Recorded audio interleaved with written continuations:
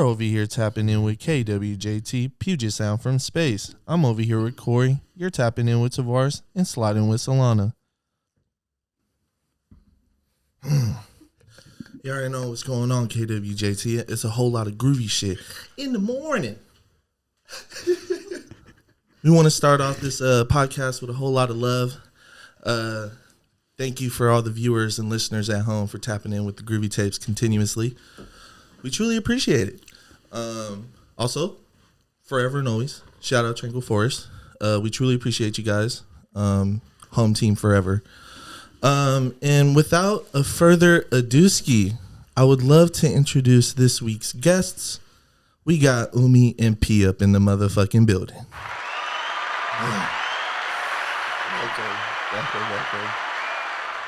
I had to hit the hard body intro for some hard bodies. Good. Applause. Welcome. How are you two today? Good. It's a beautiful morning. It's a beautiful morning. You guys are the first people to request the 8 a.m. pod, so I appreciate it. Yeah. Gotta get stuff done This early. guy, as I say, entrepreneurship. You know, got us on our P's and Q's. You saw us putting it together this morning. Literally, the podcast gods was like, yes, let's make it happen. I like it. I need to adjust this, bring it closer to me. Just, you can slide the table.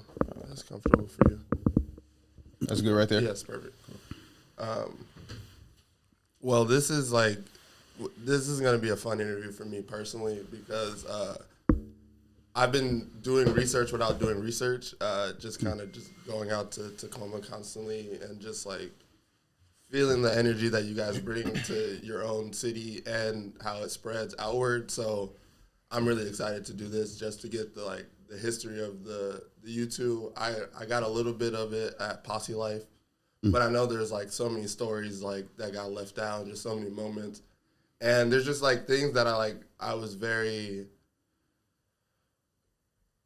loved like about your guys' journey. And I was just really like, man, like this is how friendship works over like time, like in like a real way, in a practical way. This is how adults like thrive together and like be homies at the same time. So I thought that was really cool because I do this with my best friend and a few more of my best friends, and you guys have stood the test of time, like running a business together, doing other things outside of each other, and still coming back to just have a cohesive vision. So I'm really excited about this. I wanted to ask where I know a lot of people know you guys where this story begins, but like, does it predate high school? Or does it start at high school? UFP. Yeah, I guess you can say it predates because we met in a thing called Academic Challenge, which was like it's like a program that 8th graders would go into at University of Puget Sound. Okay. In the summer, right before we went to fall. So we did a project together. It was like building like bridges or something like that. I can't remember exactly, but we just kind of formed a bond there, and then when we went into high school, we were already friends, so. It was very natural. Yeah, for sure. That's dope. I'm primarily going to focus on my questions to UP just because it's a very rare sight. It's like to have you just on camera and just the head of the brand. I was talking to Hootie one day, and he said I was in the shop one day and like P was helping a customer and like they thought you like worked there, and obviously you do, and like no one's above doing just anything in the shop. Yeah, for sure. But it was very interesting that you were like, you're so much of the brand's voice, but not many people get to like embrace you and just really get to meet you outside of like what you do for the community. I feel like that's more of how you let your voice speak. So I wanted to touch on. I'm gonna kind of jump around and ask some ETC stuff, but I wanted to ask about your coaching and being a coach because that's one of the coolest things that for me, because I feel like coaching is one of the hardest jobs, and you're only thanked if later on, but you really do it for self. So I wanted to get your perspective and like just your coaching background and how you feel about that. Yeah, it's I love it. I think I've been doing it for maybe like 10, almost 12 years now. And I started at Foss. Like I said, that's where we went. The assistant varsity coach when I was there called me when I was in college and was like, hey, do you want to come coach? And I'm like, I don't know if I got the time to do it, if I even want to, and I got there and I haven't looked back since. But just being involved with the kids, and Daz was a kid that I coached, which, that relationship formulated into him being like the face of Tacoma now, so which is pretty cool. Just a lot of kids that you deal with, there's variety of skill levels, just variety of personalities, and you figure out how to navigate all of those. And I think that's like the most important thing is like outside of being a coach, just kind of helping those kids turn into men, and that's kind of like on the back burner. That's the job that you're doing. So as well as like, I love hoops. So just the nuances of it and being able to study film and all of that stuff. And that's like, that's the biggest thing. And now I've been at Wilson for like 4 years, which is down the street. We won a state championship at Foss, and then we left there. There was just some things with administration that didn't end up working out, so we decided to head in a new direction. And, so it's cool. I love it. Yeah. I'm going to get the first round of applause. Sounds amazing. Man, I'm just, I don't know where like to, I guess to like pinpoint in these situations, just because like you have like a real illustrious history in the town, and I feel like the most part of like doing rareware is like kind of being mysterious. Do you guys hold to that, like kind of not keeping everything as an arm length, but just some sort of like you'll see me if you see me kind of vibe in like your approach? Yeah, I think that is very, it's just like the old way of doing things. You didn't see the owner of the shops like that unless, there was a couple of stores where the owners were like really trying to like, it was part of what they did to like mesh into the community, like make sure that kids did feel like there wasn't like some barrier to entry to like saying what's up to them. But for the most part, you never really saw, brand owners once like the brand is like going and stuff like that. So, yeah, I mean, it's not, I don't know if it's, I think it's by design, but I don't know if it's like purposefully all the time, with like trying to duck out, but sometimes, because there's, people have a lot of questions. I can imagine, especially when you guys doing it for so long. I bet the questions are from like, how do you get started to like, what makes a best T-shirt? What are you doing tonight? That's where it can. The problem is, teach me the way. It don't be just clothing. Hey, bro, you kind of been here for like 4 hours. I mean, but I love chopping it up with you. Yeah. But that's the funniest thing is like, that's the thing is we do want you to kick it. You feel me? Like, but have a little intention, behind what you're doing. And then, have a little like, I don't know, respect, Yeah. That's important to have. Or just like social awareness. Yeah. That's what it is. Yeah. I feel like a lot of people get confused and they don't truly understand like how to come about organically. Yeah. And now that I'm saying that on the pod, it's a little harder to explain, but like you really truly feel like when something comes about organically.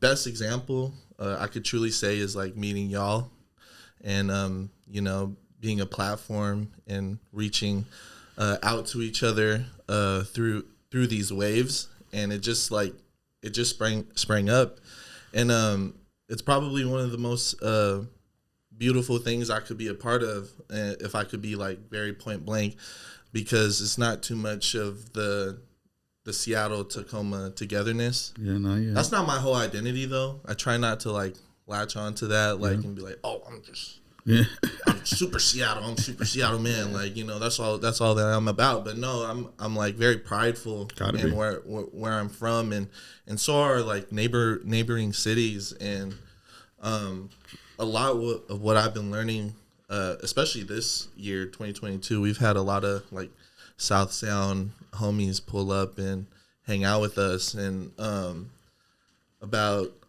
5 years ago, I would never have guessed that I would be able to just sit in the room and speak with one another. Not because of my like blindness to like situations, but just like 5 years ago, the realistic setting, at least to me, wasn't there.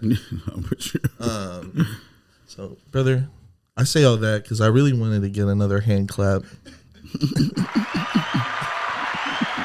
I need these to be flying. No, I got you. I'll be like flex. They definitely will fly. I wanted to ask, do you guys celebrate your wins? I don't really know. What are you? I would say no. Yeah, I was gonna say I don't really know because I don't really know what a win is. Yeah, I think it's just been. I don't know what we can say. Yeah, it's just about being consistent, you know. So I think when it all ends, we'll kind of look back, and I think that'll be a time to celebrate it. But, and I think it's more so maybe my personality that kind of spills into like the brand of like being like very low key and, you know, not really like talking about anything like that, you know. So I think that's kind of how everybody else ends up moving. That it's not like, you know, there's no rah-rah, there's no popping champagne and stuff like that. I just, you know, I've never been like that, and maybe that's why it ends up, you know, being like an identity of the brand that we don't do that.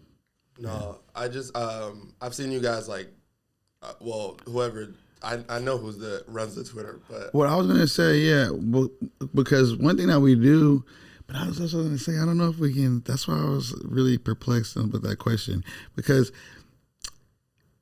I feel like celebrating is like, oh man, like we hit like some goal or something. Like, no, like we pop champagne pretty much every release, and that doesn't really have to do anything with like celebrating. It's like that's like go time, you know. It's like a preparation. Yeah, I was gonna say it's more of like a ritual, you know. But I know that people would consider that like celebration. Yeah, but it's like before it's before the game started, so I don't even. Yeah, you know what I mean. Like we pop the champagne, it could be a shitty. I'm gonna say the collection could tank. That has happened before. You take your ass home, you know. So yeah. No, I guess the that's reason a good question. The reason I tried because I was like the reason I asked because I'm like the outside looking in, you would say you've stood the 5-year small business window, you've stood the 7-year streetwear or clothing window, and I feel like you guys are only getting hotter. Like you guys are only catching more fire, and like I'm excited for the rollouts I don't even know that are planned. Just like, and to me, I'm like I always look back at like what you guys have done, and just not knowing the brand before 2020, like, so I'm just doing all this research and going back, and it just, you could see the elevation and you could just see the change. So I was ever curious, with a lot of that, most people don't take time to be like, damn, we've withstand like 2 milestones that usually kill people often. And like doing my research for like streetwear and just like my obsession is like, there's so many brands that were in that 2010 bubble that is just like poof. And like you guys kind of came out of that and like not only thrived, you thrived in a whole era that's like kind of been wishy-washy with like, you know, clothing and like what they accept as like ahead of the time clothing. So I just like, since you guys don't celebrate yourselves, we will give you your flowers and celebrate you guys for you, because I think those two things alone are amazing, and to go not to have a brick and mortar in 2022 is amazing. I can agree with you on this. I just think those things should be commended in real time. And since you guys, you know, head down and you know when it's time to retire, you look at the accolades. I'll give it right now. Like it's amazing what you guys do, just on Black entrepreneurs. Like most businesses don't make 5 years, and most clothing brands get played out. They don't know how to make it past 2. So like you guys have done 7, and I'm very, very excited to see the future, to see what 10 looks like, what 15, 30. Oh yeah. You know, the 50-year anniversary, For sure. you know, will be crazy. Heritage brand for sure, man. Yeah. So I say that Yeah. to a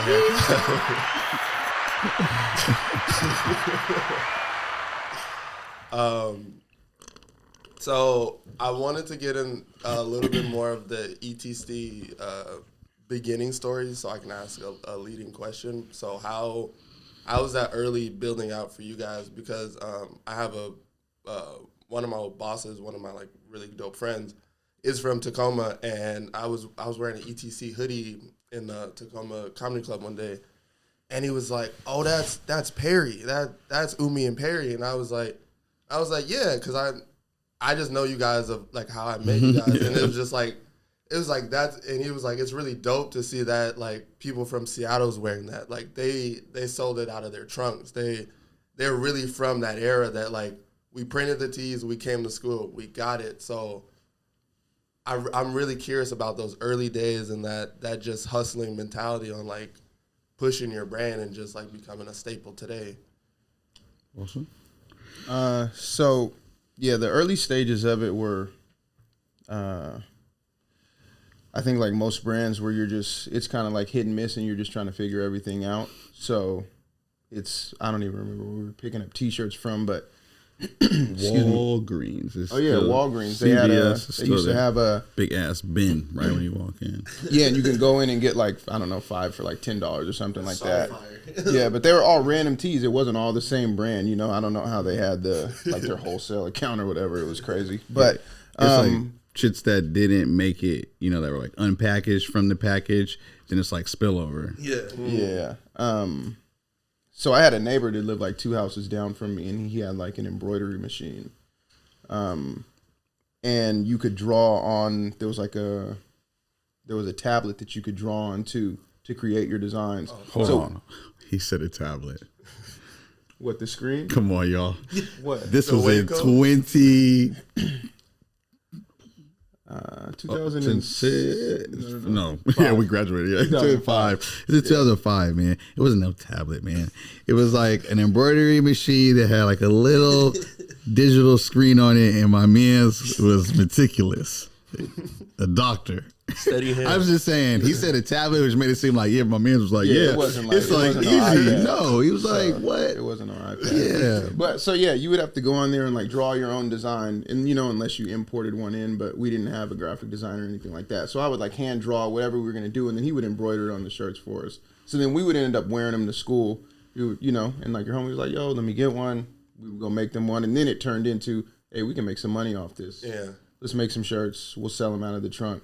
And then we ended up moving from embroidery. We almost did it backwards. We started with embroidery and went to screen print. Most people start screen print, go to embroidery because it's more pricey. But he wasn't really charging us much. He wasn't you know, charging because it was like a passion project for him, you know, and he was able to like, oh yeah, you guys come over, hang out, do some embroidery, blah, blah, blah. So that was like the beginning stages of it, right? And then I think that kind of let us know that it could be something, but we were also 16, 17 years old. You know, so just out of the trunk, and, you know, school and basketball and all of that stuff was also intertwined in that. So I'm curious about what was going on during that time for you guys, just because like I remember being 15 and 16 and having like, we're going to do a thing, and never doing that thing until like a couple years ago. So like, what pushed it over that hump to being like, we're making it for ourselves, to we're even making it for ourselves? Because what got you guys to that point? Because like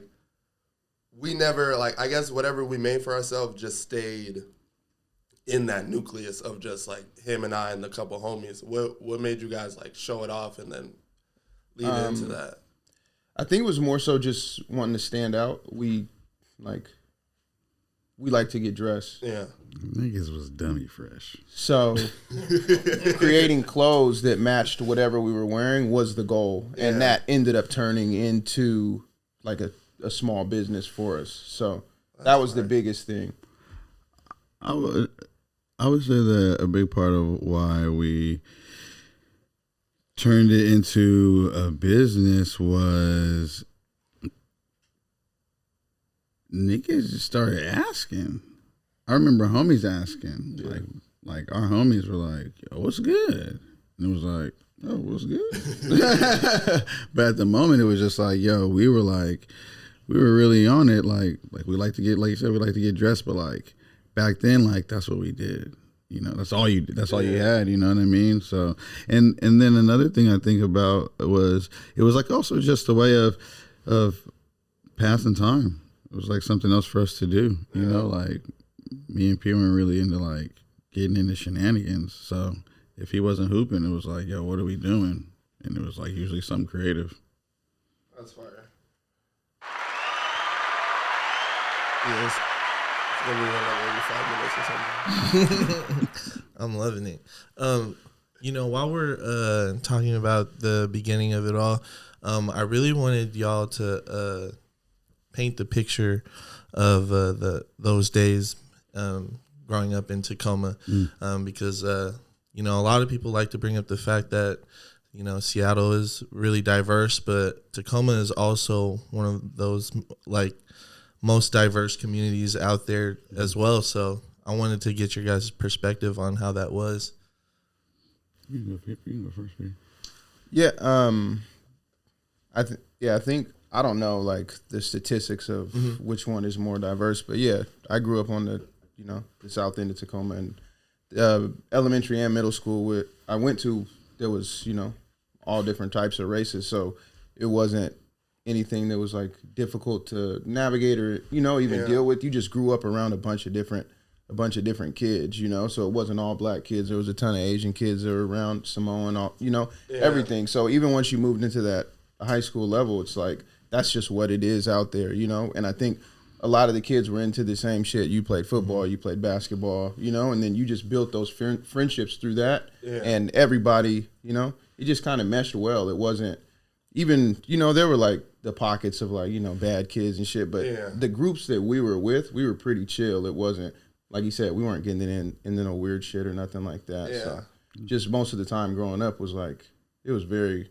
pretty chill. Yeah, it was very relaxed. That's like, yeah, not a lot of stress. So no, I guess it was like when I think about growing up, T, I've seen you ask this question a couple times, so I feel like I kind of know what the picture that I think that you're asking for in terms of painting, which is exactly what he said. Is like shit was mad chill, There's a rap about Tacoma being like whatever it was, but like that shit is like so like controlled, like in every pocket of where that happens. Like young kids I was wilding on the south end, like that's like a dope, you know what I mean? Yeah. And they're like in the cuts low key, and then the people that are in the center of the situation, like they're very much, that's also a very Hilltop ain't big. You know what I'm saying? So it's like boop as well. So then everything else around there is like, it's Tacoma, man. It is, especially back then. It wasn't a mid-major to me yet. You know what I mean? So it's like a town, like really riding bikes in your neighborhood, like.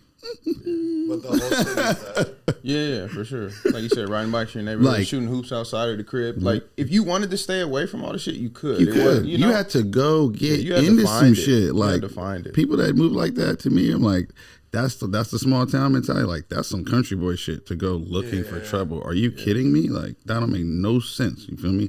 This is a city. You know what I mean? But yeah, you could ride.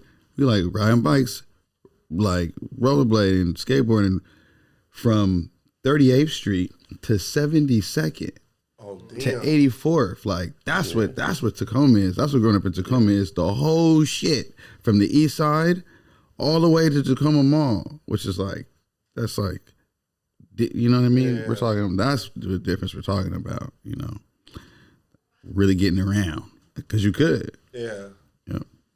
I really appreciate I tend to ask that question a lot, especially to our natives out here, to Washington, because I appreciate the anecdotes so much. It makes me visualize and feel the area even more. And because I'm really grateful for the communities that like built me. So just having you guys say that and like hearing that through the podcast is like the most fulfilling thing for me as a Washingtonian, because a lot of people growing up in the city or out here, they tend to forget what makes us great out here. And it truly is like our neighborhoods that allowed us to be in one another's space. Whether or not we have our immigrant families, we have people who migrated over here from different cities, but we all chose, or I wouldn't say we chose, but we were all put in those places, and it just so happened to create like a melting pot community. And it really bleeds into y'all's brand. I brought that question up because everywhere I go, it's always someone different and some etc. And I really take that to heart because I love when expressionism is basically showed through many different people, and that's like super beautiful. It's something I hold dear to heart because it makes me feel like I'm able to be in that space.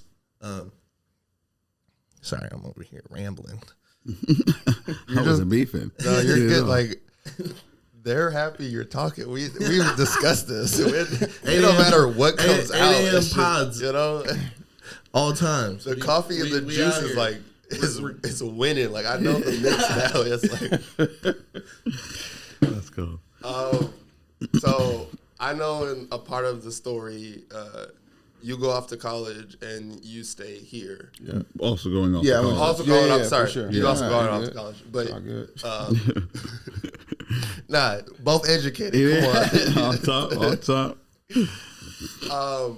What made you continue the business? Because I know because he planned to move to St. Louis. This is that's why we took the break.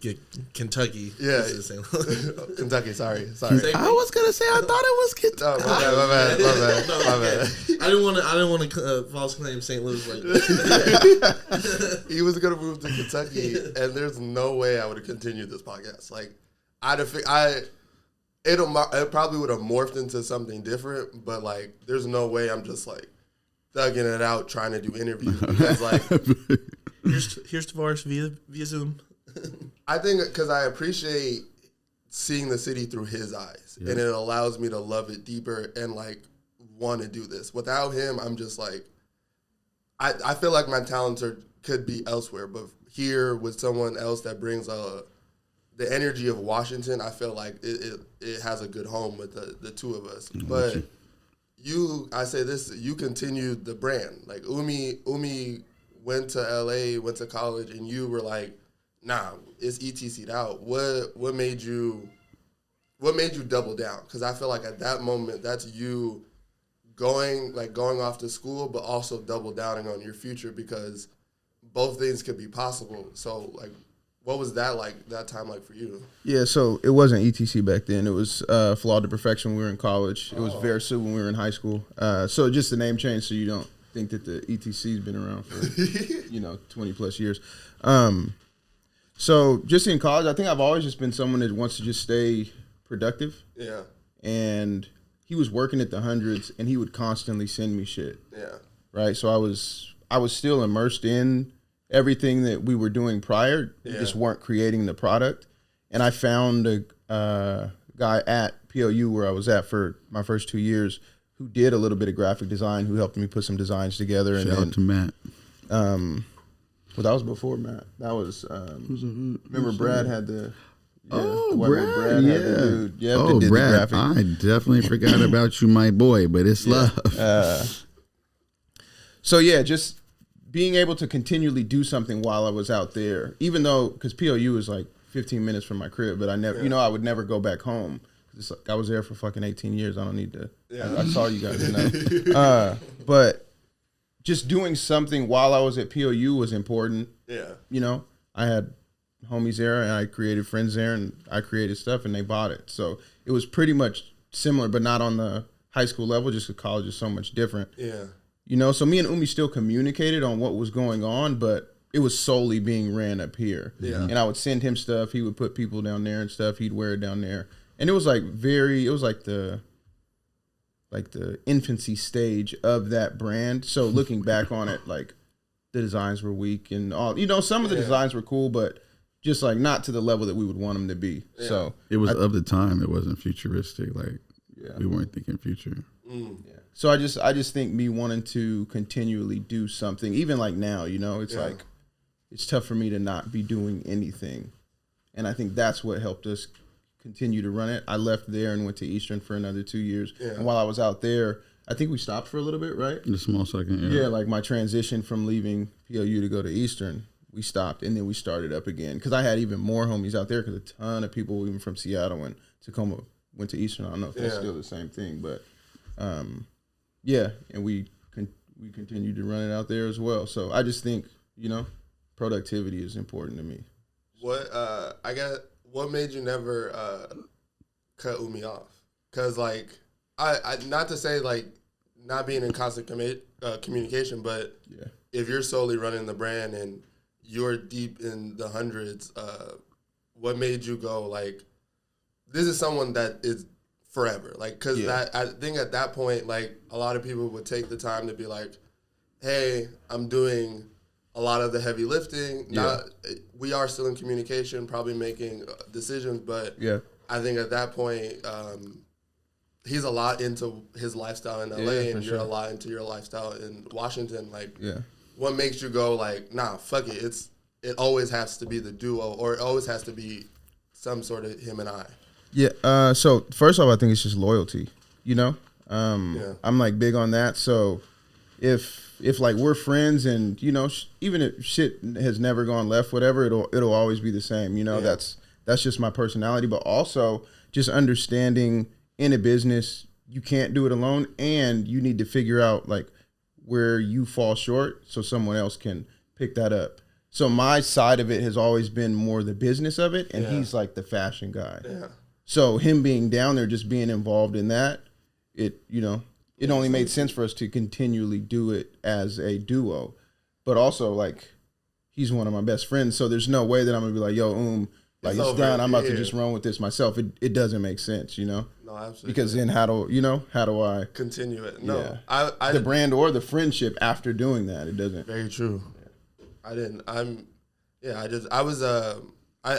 only asked because I was like, it's just dope to me, because most people in streetwear history go like, this is my opportunity to like continue it, and I commend that not only did you double down, you were like, it's been like that forever, and I just think it's dope because it attests to what the brand is today, and it allows it to flourish through like the identity of like that bond and that friendship, and it ties into like every story that's played out. So I think that's really, really cool. Yeah, if we break up, if ETC or Flaw to Perfection breaks up, there's no ETC right now, you know, because it doesn't end up happening. Or I try to run it by myself, and it's, you know, it's something he's else. The one that talks to everybody, so you know, I'm not saying shit to nobody. So. Facts. I definitely wanted to. I do have a Rosewood question. Oh yeah. How does it feel to see all of you and all the homies most of the homies that you were around at the time start getting your guys' flowers and get that all-star recognition that's deserved? It's super cool, man. It's like we all used to sit on the bench on Rosewood and talk about just what it will look like. Everyone knew it was out of here. It's like, yo, that's you know, the funniest thing is everyone knew it was out of there. No one knew how long their time would be before like the thing happened for them, and also no one also like what that street is right now is crazy, because we knew that it was that. We were like, man, when they get a hold of this, it's out of pocket. It's gonna be over. I can't even imagine what it'll look like, and what it is right now is like, that's what we could imagine, actually. Because we seen it. But it's cool to see everybody win, like, you know, brands like the Divinities, like that's like, man, like it's one of the best. That's one of the best brands there is right now. Point blank period. And then you know, baby brother Casey, like that's obviously just really, really cool. Corey, you know, we carry like his first company, and Corey was also like not that nigga on the street, so it's really cool to see him like really become that boy. That's fire. But he's always had a great social media following because Nick Diamond is, well, I don't know much about him now, but was really a dude who like put on for his squad, like in like a way that I don't think I've ever seen an owner do, you know, in my personal opinion. So, yeah, like to answer your question, it's just really cool to know that everyone was working, and some people's moments were earlier, and some people's moments now, and some people are like still waiting on their moment. You know, some people are gonna have a second run. It's very interesting to check to see it all happen. But like, yeah, the timing of it makes sense. Yeah. That's really dope. I've gained just through your guys' interactions, I've gained so much more brand awareness of like the true ecosystem of like what's going on, and just like the path of how deep rooted you guys are into the culture of like streetwear and the identity of what it's transformed into. And I just think it's dope that most people would never think of Washington as this heavy streetwear culture, but like everywhere we it's funny that like no one would think of it, but we really check all of the boxes as far as like having the pop-in stores, like having a Nike account, having, you know, these other streetwear brands early, like just, and then the fact that Stussy is so tied here, and no one really like thinks about it when they think of the history and like all the ads, and I'm just like, nah, like them Alive and Well, those are kind of the brands that we're so stabilized just in the state for having that like that culture, and I think it's really dope that you guys are among those names, and it's just really cool to me to just see where that history lies and know that you guys are a part of that. I wanted to ask about the your guys' collaboration and like how you decide to partner with other brands, because I know it's mostly like family, but like how did those processes like happen as far as like you guys lending your baby to someone else's, like, and what's your guys' thoughts about when you do it, because it happens very rarely. Yeah, special projects manager, I want to say that it's not super easy to do all the time, because we run our business in a very particular way, and it's sometimes it's hard to communicate like, yo, just plug into the program versus like making up this new shit, bro. You're over here asking about collabing because you know you like what we do. Basically, give us the baby, you know, is like what I ask, what I would like most people to do. And it just doesn't happen often. Or you would see like collabs happening way faster. Also, like, to be completely transparent, like there's a lot of stuff that I like. But if I bring it to my man's and he's like, about it, and he's about a lot of shit, it's just not gonna fly. Or it's something where I understand what we're about is also about, we're playing a game of timing. That's like what our sector of industry is also about. Yeah. So sometimes it brings up to P and he's like, and then maybe 6 months down the line I bring him around and he's like, I mean, yeah, like let's give it a shot now. So like that's kind of how it goes in terms of collaboration for me. I don't know how you feel, Pete, about it. Yeah, pretty similar, but most of the time he is the one that's bringing the collabs to me. And if it makes sense, then it makes sense. And sometimes it just doesn't, you know, just for the brand integrity and what we represent and all that. Not saying that there's the brands that come out there and it's like, yo, we can't associate ourselves with them. It's more so, does it make sense for what we're doing right now? Mm-hmm. You know, and if it doesn't, then, you know, we'll revisit it. How do you, I guess how do you stay in that? For me, how do you stay in that mindset of knowing your voice? Because I feel like that's very important in this game of just knowing where you sit and who you are. How does that happen for you personally? I think it's just like a gut feeling, you know. If he brings something to me and he's like, "Yo, have you heard of this brand?" and I'm like, "No, but I'll go, check it out. I'll go through your Instagram or whatever like that and kind of see all, everything. It's not about how popular you are as a brand or how many followers you got or comments and stuff like that. Just seeing how you kind of represent your brand on your page, because that's the new resume is an Instagram page. So if I go through there and it's like, I don't really like the resume, then that's what it is. Yeah, but like I said, it's a gut feeling, and if I feel like, this could really work out, let's try it. If I think that it's it's gonna go left, and not even taking a chance on it. No, I love that. Gotta be calculated. Sorry, I'm taking a much needed.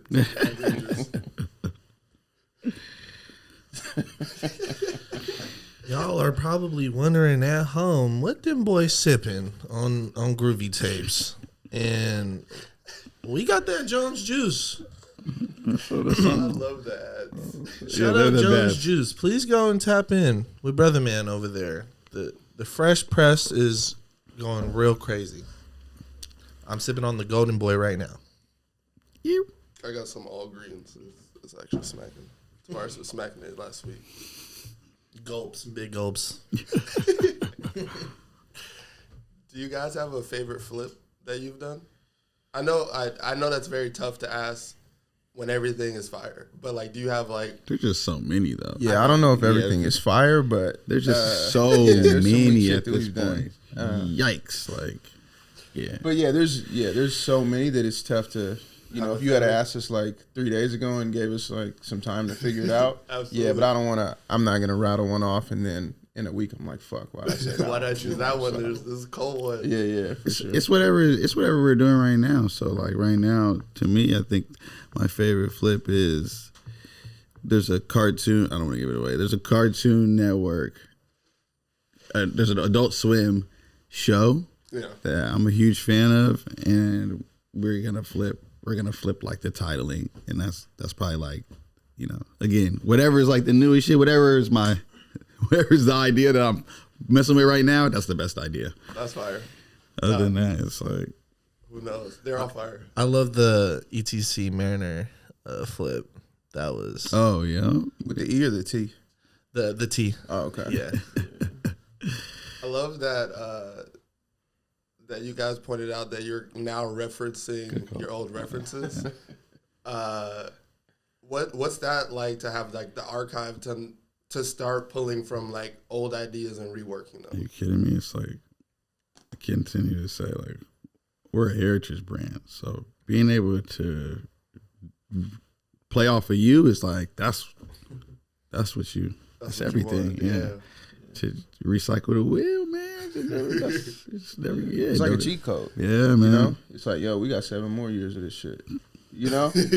Facts. So, yeah, it's pretty cool. Yeah. And just with like, we've rotated like graphic designers, and I don't know if that's like a question you had coming up or whatever, but I'll just lightly touch on the topic. We've rotated graphic designers. This is like our third. So Austin is like our lead graphic designer now, our art director. So, just having a different style come in allows us to get like a fresh start, Our ideas are still similar, I think our creativity is going to be consistent. Yeah. But the way that it's produced changes depending on who's behind the computer creating it. That's a fact. Which helps us. That's fine. I'm not saying that we're about to get rid of Austin. No. Nah, Austin, you should be shook, boy. Yeah. I feel like you guys have like a great graduate program as far as like the people that you bring in into like.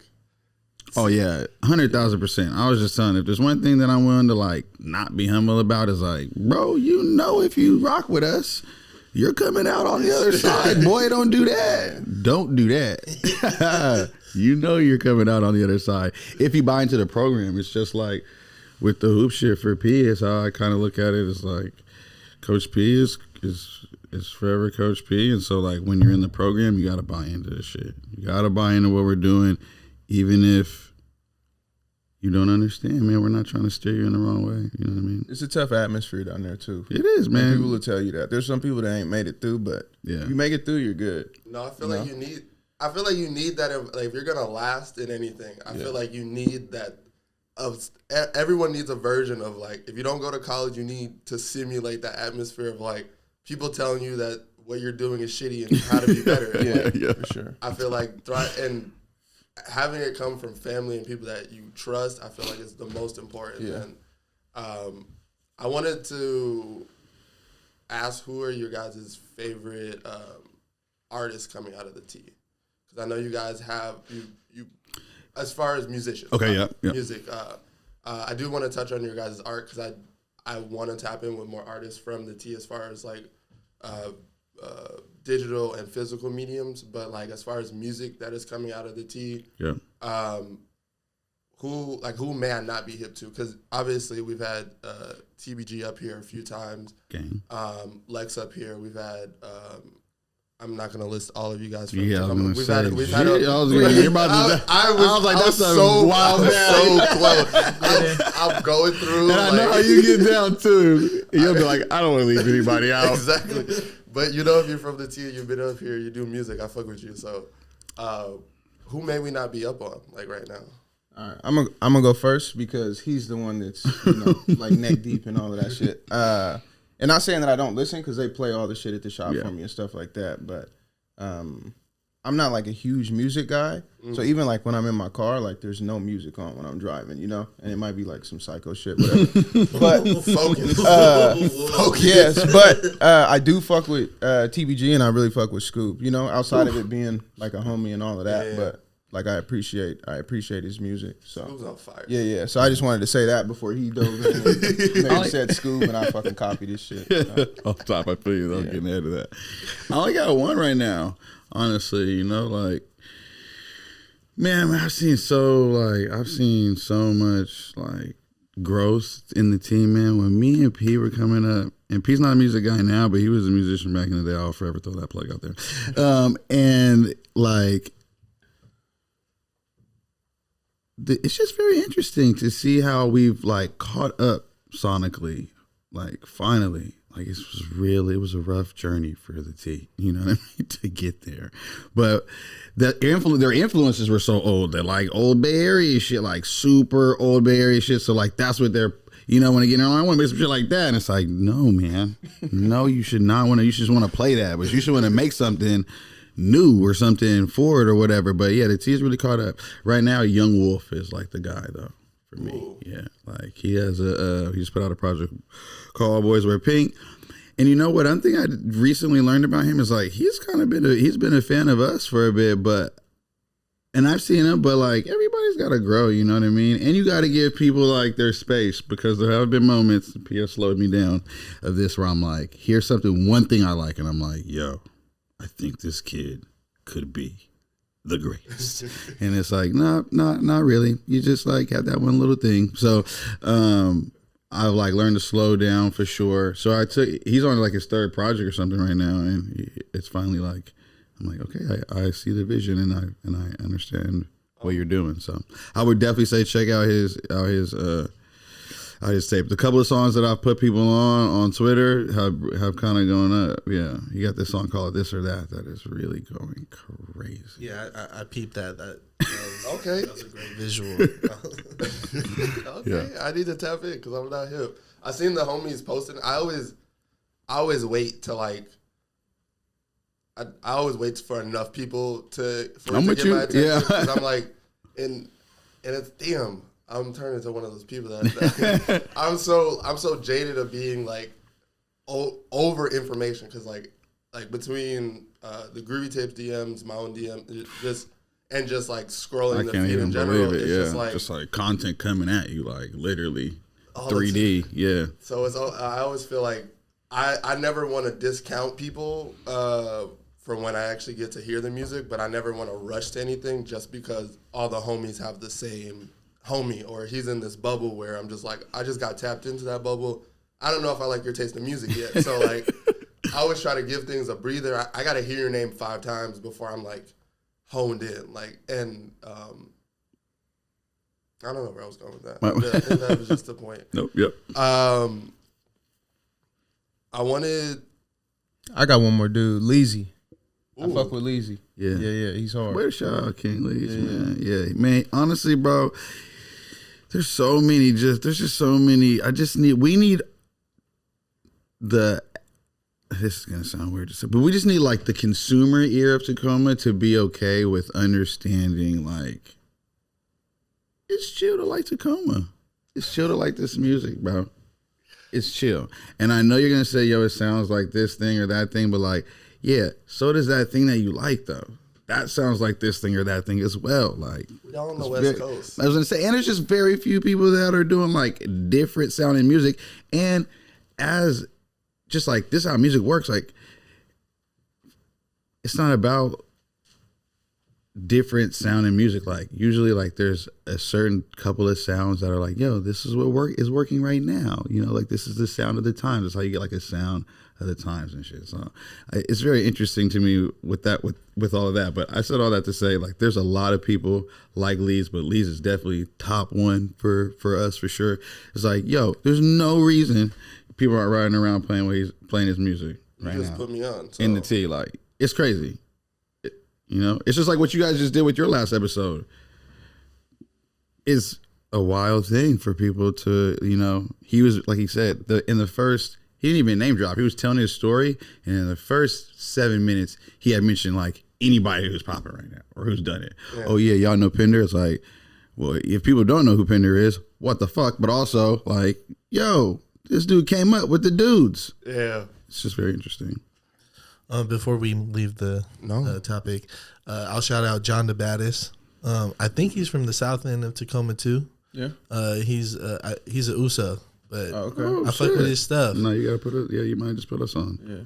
I need to give out that around because I'm not hip, and I'm my goal is to get more entrenched into like Washington music. Yeah.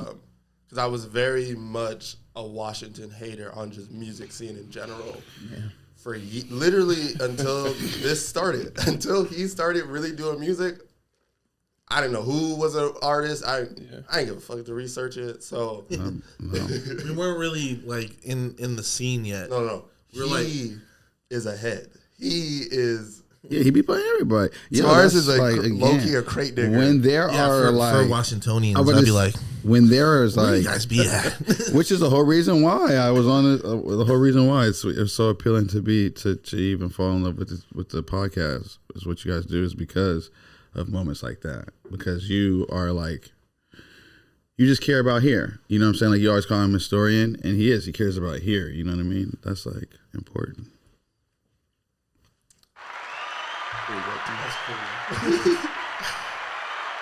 I wanted to ask you guys about the 907 days because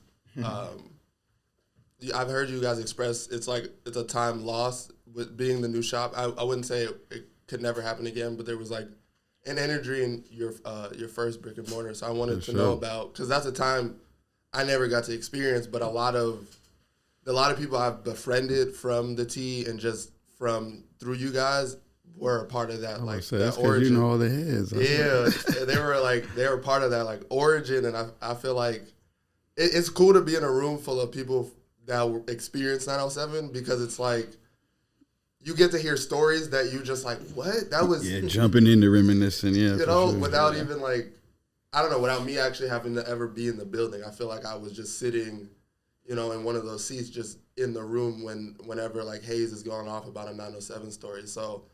What was that time like for you two? Just creating that energy. I think that it was like just important for the growth of the brand, like creating what Umi had learned and what he low-key created down on Rosewood is kind of what he brought up to Tacoma. So there was the bench out front and everybody came and kicked it. It was less like business and more culture. Yeah. So that's the difference between what 907 was as opposed to 116. It's like the complete opposite now. It's you come in there and it's like, yo, you buying some stuff? Yep, we can say what's up. We'll get you checked out. See you later, Yeah. Not saying that we don't want that culture there, but also we were 27. And Yep. Daz was 20. We were 25 and 26 when that we opened Okay, up. and So Daz we was were like 21, you know, young. and now he's like 26, 27. So just like we've all grown up. So like sitting out front, like we don't really, as the brand grows, we don't really have the time to do that anymore. But just like things that we did at 907 were, I think, for lack of a better term, just legendary. So there was like parties and shit that were thrown in like behind the stock room, you know, where we weren't supposed to be. You know, our landlord didn't want us back there, but we would throw like almost like a speakeasy party. You know, you came to the back door in the alley to get in and you paid, and you know, so just a ton of stuff that we did there just helped develop what we do. I think now with the growth of like 116, I don't think it could ever get back to that because we are such a bigger brand now than we were back then, so you can't really sneak around and do stuff like that. But I just think it was really important for the growth, and the people who were there kind of appreciate that, and it made them lifelong fans of what we do because it was so personal then. Like now, you might not see me and Umi, but at 907, you saw us. Anytime you walked in there, you saw us, you know, because we were working 7 days a week for 10, 11 hours a day. And, you know, so I just Good think times. it was good times for us. Yeah. Now, something for me is, like Pete said, man, I really enjoy what we do with this company, man. I feel like if you're paying close enough attention, and some people do, like, that's like what they're paying attention for now with the brand. It's like, you can tell everything is our idea, 100%. I always say that. But you can tell when something's been initiated by me and when something's been initiated by P. And just like, Club 907 was like me going like, yo, this can exist where I'm from. Whoop, boom, put it right there. You know, like it's gonna look like this, it's gonna be like that. And P was completely like, for sure. But as we grew in the situation and grew into the brand, there was a change in which we understand that, like, okay, that's one vibe, but that's the grassroots version of what we're doing. So we've shown them that we're really from this shit. Yeah. So like now let's show them what it looks like when you elevate that idea and take it to like where people are like the main thing, which you know back in the day you would say like, dang, like they like fancied it up. Right. But most people were like, nah, bro, like they became a business. Like they just taking this shit hella serious now. And that's the type of validity that switches for a consumer's mind where they're like, niggas say it ain't a hobby no more. Niggas is going hard. Like, you know, those are the comments now. You feel me? And so those are the energies. But yeah, 907 was really just built, it was like the way of giving you like the real life experience, like this is valid to the rest of what's happening out there. You know, you can go anywhere in any major and they have this the same energy happening. You gotta get that recording.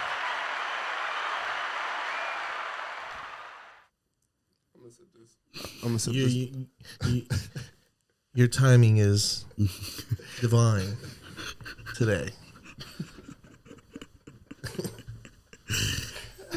I love that, like, even when we don't smoke before the pod, you're just like in the room. He's just vibing. I love, like, when in doubt, I love it. It's just like it don't mean nothing. It's just like I'm here. Like you see me, my boy. What's good? Y'all try to have these magnificent moments and wrap your head around these things. Interview after interview after interview. That's a whole lot of info. But before we get out of here, because I know you guys do have to go launch these amazing drop this very fine Saturday, I wanted to ask about the changing of the city and how you guys feel about it, and like it's happening to Seattle, like it's happening to Tacoma. I saw a tweet that there was 7 cranes in Tacoma, and I was like, in downtown. Yeah, that's insanity. It's actually more. It's more like 9, but I'm tired. I be trying to take it easy on the city. You know. My main thing with it is that it's really, honestly, it's a really. I'm at a difficult point in my life. You know, like in terms of things that I want to like to do what I want, I need bread. Like I feel like fucking Kanye West. I just need the access. Somebody give him the loan. Give me the grant, man. Give me the grant. You don't want to pay back. Yeah, I think that, you know, it's great, you know, like P is honestly the reason why I have to like often recalibrate myself, and that's the balance. But I also feel like, yo, that's why I say shit like, yo, it's got to happen, and like, yo, it's gonna be positive for everybody, honestly, moving forward. For not even for everybody, hold the fucking phone, for our business, which can in turn be effective to, you know, our community. Now I don't know how on what type of scale, but you know, we're in a lot of different pockets, and if we had the ability to help those, we would do it every day, ad nauseum, all the time. Yeah. So, you know, I understand that those things are positive, but what I often do, and what you'll continue to see, is like, yo, I'm definitely gonna make it aware that we see you though, nigga. That's the only thing, is like, yo, it's gonna happen. And that's Pete's thing, is like, oh, it's gonna happen. So what you gonna do? You gonna get in front of it, or you gonna be one of the people that get hit by the bus yelling, but you got hit by the bus, you know, like, and so I understand, like, that's one thing that P's, his biggest, you know, it's a good thing to have in my life, is about not getting hung up, you know, but I'm gonna be someone that's like gonna acknowledge the fuck out of it all the way down. I don't care who is benefiting, like, it's happening, like, we're going to acknowledge it. It's gonna be something that, you know, at the city of Tacoma, do you see this? Do you see how people feel? And then, you know, I'm so happy. Like I said, the one thing that we're supposed to be is a platform for the voices. I say something and niggas get to running. And it's like, yep, I'm retweeting everybody. Like, say what's on your mind. Like, you know, like, that's the whole thing, is it just has to be said. Absolutely agree. Fuck gentrification. Like, we stand on try to get it on every episode. We sometimes miss it out, but it's basically the mantra of this podcast, because it's a weird state here. I don't know. I just like, the reason why Washington is special is because, like, I feel like everyone in Washington grows up with this mixed pod mentality, and like, the more you move in the Midwest and the random parts of, you know, Florida and like all these New York, like upstate New York, it's not even real New Yorkers, like people from upstate that no one already doesn't fuck with, move into Washington. So it's like, I feel like the more you do things like that, your city loses its brand identity or who they are, like the reason why we all love it here. And, you know, it's getting hotter. It's all the shit that, like, Washington is known for. Like, the more people that come here, it doesn't exist. Like, no, it's just a slow doing the process. But change is just a thing. Yeah, it's inevitable. And you never, and my thing is, you know, one thing that I also understand is like, timing is a motherfucker. And like, yo, we're living through some wild shit that like has also happened before to some, you know, degree. Yeah. It's just like the times have it looking like what it looks like right now. But, you know, there's going to be devastation, and then there will be golden eras, and then there will be devastation. You know what I mean? So it just is what it is, man. You gotta really enjoy your time, for real. Very, very true. I'm gonna swing it to you, my friend, to take us out of here, unless you have anything else to say. You know. Oh, my bad. I didn't get to. Oh, my bad, y'all. Oh. This is from the gang. This is from me and P, but it's also from the gang. We just wanted to make sure that we brought something for the team. Ooh. It's one of my. It's a. Okay, you know. It's one of Perrier Joie. There it is. Yes, it is. Jouet. Yes, it is. Yes, it is. Jouet. Look at my boy. Look at y'all. That's why he does all promos. He's a fool. So the thing is, Jay-Z, God bless his heart, he be beefing that we as the black community still be grabbing this one right now. I'm just like, yo, it's so hard to get. Like, you got to chase this shit down. They got to work on black people. We got to, you know, one thing I understand even with us, we got to work on distribution.